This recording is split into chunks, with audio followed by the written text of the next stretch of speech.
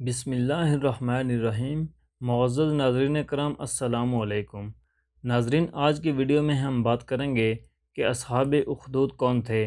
حضرت صہیب رومی رضی اللہ تعالی عنہ فرماتے ہیں کہ رسول اللہ صلی اللہ علیہ وآلہ وسلم نے فرمایا کہ تم سے پہلے لوگوں میں ایک بادشاہ گزرا ہے، اس کے پاس ایک جادوگر تھا۔ جب وہ جادوگر بوڑھا ہو گیا تو اس نے بادشاہ سے کہا کہ میں بوڑھا ہو گیا ہوں، مجھے ایک ہوشیار لڑکا دیا جائے تاکہ اس کو جادو کا علم سکھا سکوں۔ چنانچہ بادشاہ نے اس کو ایک لڑکا دے دیا۔ اس لڑکا کے راستے میں ایک راہب یعنی عیسائی پادری رہتا تھا۔ وہ لڑکا اس پادری کے پاس آنے جانے لگا۔ اس کو راہب کی باتیں اچھی لگنے لگیں۔ جب بھی جادوگر کے پاس جانے کے لیے نکلتا تو اس راہب کے ہاں ضرور جاتا اور اس کی صحبت میں بیٹھتا، اور جب جادوگر کے پاس پہنچتا تو وہ اس کو دیر سے آنے پر مارتا۔ لڑکے نے راہب سے اس کی شکایت کی تو راہب نے کہا کہ جب تجھے جادوگر سے کوئی خطرہ ہو تو کہہ دیا کرو کہ میرے گھر والوں نے مجھے روک لیا تھا، اور جب گھر والوں سے ڈر ہو تو ان سے کہہ دیا کرو کہ جادوگر نے مجھے روک لیا تھا۔ سلسلہ یوں چلتا رہا۔ ایک دن اس لڑکے نے دیکھا کہ کسی بڑے چوپایا نے لوگوں کا راستہ روک رکھا ہے۔ اس نے کہا کہ آج معلوم ہوگا کہ جادوگر درست راستے پر ہے یا راہب۔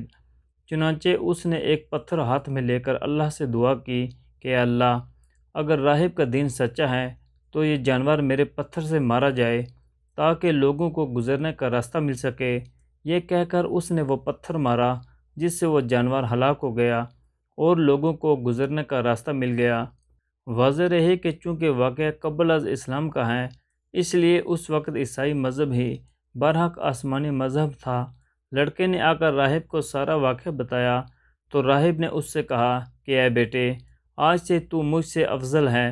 میں دیکھ رہا ہوں کہ تو اپنے کام میں انتہا کو پہنچ چکا ہے اور عنقریب تو ایک آزمائش سے دوچار ہوگا۔ اگر تو کسی آزمائش میں مبتلا ہوا تو کسی کو میرا نہ بتانا۔ وہ لڑکا پیدائشی اندھے اور برس کے مریضوں کو ٹھیک کر دیتا تھا اور لوگوں کا دیگر امراض میں بھی علاج کرتا تھا۔ بادشاہ کے ایک مصاحب نے اس کے متعلق سنا جو کہ نابینا تھا، تو بہت سے ہدیے اور تحفے لے کر اس کے پاس آیا اور اس سے کہا کہ اگر تو مجھے شفا دے دے تو یہ سب کچھ تیرے لیے ہوگا۔ لڑکے نے کہا کہ میں کسی کو شفا نہیں دیتا، شفا تو اللہ تعالیٰ ہی دیتے ہیں۔ اگر تو اللہ تعالیٰ پر ایمان لانے کا وعدہ کرتا ہے تو میں اللہ تعالیٰ سے دعا کروں گا، وہ تجھے شفا دے دے گا۔ وہ آدمی ایمان لے آیا تو اللہ تعالیٰ نے اس کو شفا دے دی۔ پھر وہ اپنے بادشاہ کے پاس آیا اور اس کے پاس اسی طرح بیٹھا جیسے پہلے بیٹھا کرتا تھا۔ بادشاہ نے اس سے پوچھا کہ یہ تیری بینائی کس نے لوٹائی؟ اس نے کہا کہ میرے رب نے میری بینائی لوٹائی ہے۔ بادشاہ نے کہا کہ کیا میرے سوا بھی تیرا کوئی رب ہے؟ اس نے کہا ہاں، میرا اور تمہارا رب اللہ ہے۔ بادشاہ نے اس کو پکڑا اور اس کو برابر سزا دیتا رہا یہاں تک کہ اس نے بادشاہ کو لڑکے کا پتہ بتا دیا۔ چنانچہ لڑکے کو لایا گیا۔ بادشاہ نے اس سے پوچھا کہ اے بیٹے، تم اپنے جادو میں اس کمال کو پہنچ گئے ہو کہ پیدائشی اندھوں اور برس کے مریضوں اور دوسرے لا علاج مریضوں کو ٹھیک کر دیتے ہو؟ لڑکے نے جواب دیا کہ میں کسی کو شفا نہیں دیتا، شفا تو اللہ تعالیٰ ہی دیتے ہیں۔ بادشاہ نے اس کو پکڑا اور اس کو برابر سزا دیتا رہا حتیٰ کہ اس نے راہب کا پتہ بتا دیا۔ چنانچہ راہب کو لایا گیا اور اس سے کہا گیا کہ تو اپنے دین سے پھر جا۔ اس نے انکار کیا۔ بادشاہ نے ایک آرا منگوایا اور اس کے سر کو چیر دیا اور اس کے 2 ٹکڑے زمین پر گر پڑے۔ پھر بادشاہ کے اس مصاحب کو لایا گیا اور اس کو بھی اپنے دین سے پھر جانے کا حکم دیا گیا۔ اس نے بھی انکار کیا۔ چنانچہ اس کے سر کے بیچ میں آرا رکھ کر اس کو بھی چیر دیا گیا جس سے اس کے دونوں حصے زمین پر گر پڑے۔ پھر اس لڑکے کو لایا گیا اور اس کو بھی اپنے دین سے پھر جانے کا کہا گیا۔ لڑکے نے بھی انکار کیا تو بادشاہ نے اس کو اپنی ایک جماعت کے حوالے کر کے کہا کہ اسے فلاں پہاڑ پر لے جاؤ اور اس کو اوپر چڑھاؤ۔ جب پہاڑ کی چوٹی پر پہنچ جاؤ تو دیکھو کہ اگر یہ اپنے دین سے پھر جائے تو چھوڑ دو، ورنہ اس کو وہاں سے گرا دو۔ چنانچہ وہ لوگ اس لڑکے کو لے گئے اور پہاڑ کے اوپر لے جا کر گرانے لگے۔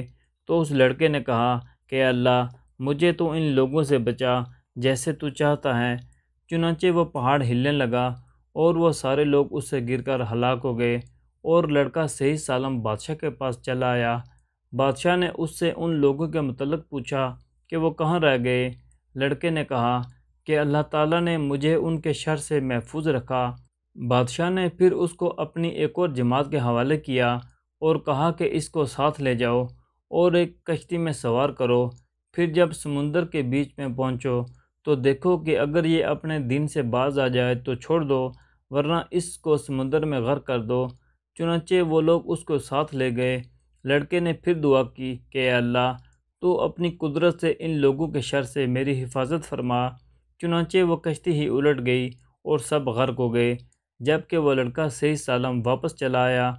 بادشاہ نے اس سے پوچھا کہ تیرے اصحاب کا کیا ہوا؟ اس نے کہا کہ اللہ تعالیٰ نے مجھے ان کے شر سے محفوظ رکھا۔ پھر اس لڑکے نے خود ہی بادشاہ سے کہا کہ تو مجھے قتل نہیں کروا سکتا جب تک کہ تو میری بات پر عمل نہیں کرے گا۔ بادشاہ نے کہا وہ کیا بات ہے؟ لڑکے نے کہا کہ ایک کھلے میدان میں لوگوں کو جمع کرو اور مجھے کھجور کے ایک تنہ پر لٹکاؤ، پھر میرے ترکش سے ایک تیر لو اور پھر اس تیر کو کمان کے بیچ میں رکھ کر بسم اللہ کہہ کر چلاؤ، اس طرح میں مر جاؤں گا۔ چنانچہ بادشاہ نے ایک وسیع میدان میں لوگوں کو جمع کیا اور اس کو کھجور کے ایک تنہ پر لٹکایا، پھر اس کے ترکش سے ایک تیر لے کر اس کی کمان کے بیچ میں رکھ کر کہا بسم اللہ رب الغلام، اللہ کے نام سے جو اس لڑکے کا رب ہے، پھر اس تیر کو چلایا تو وہ تیر سیدھا جا کر اس لڑکے کی کنپٹی پر لگا۔ اس نے اپنا ہاتھ کنپٹی پر رکھا جس جگہ وہ تیر لگا تھا اور پھر وہ مر گیا۔ اس عجیب واقعہ کو دیکھ کر لوگوں کی زبان سے 3 دفعہ یہ نعرہ بلند ہوا کہ ہم سب رب غلام پر ایمان لاتے ہیں۔ کسی نے بادشاہ کو جا کر بتایا کہ آپ کو جس چیز کا خطرہ تھا وہ واقع ہو گیا، سب لوگ ایمان لے آئے ہیں۔ بادشاہ بڑا پریشان ہوا۔ اس نے ارکان سلطنت کے مشورے سے بڑی بڑی خندقیں آگ سے بھروا کر حکم دیا کہ جو شخص اپنے دین سے نہیں پھرے گا اس کو آگ میں جلا دیں گے۔ چنانچہ بہت سے آدمی جلائے گئے۔ اس دوران ایک عورت جس کی گود میں ایک بچہ تھا، اس کو آگ میں گرنے سے ذرا ہچکچاہٹ ہوئی تو چھوٹا سا بچہ بولا کہ اماں جان صبر کریں کیونکہ آپ حق پر ہیں۔ بچے کی بات کو سن کر اس کی ماں کا جذبہ ایمانی بیدار ہوا اور وہ مطمئن ہو گئی۔ پھر ظالم بادشاہ نے اس ایمان والی عورت کو اس کے بچے سمیت آگ میں پھینک دیا۔ بادشاہ اور اس کے ساتھی خندق کے کنارے مومنین کے آگ میں جلنے کا منظر دیکھ رہے تھے اور اپنی کامیابی کی خوشی منا رہے تھے کہ اچانک قہر الہی نے ظالموں کو اپنی گرفت میں لے لیا۔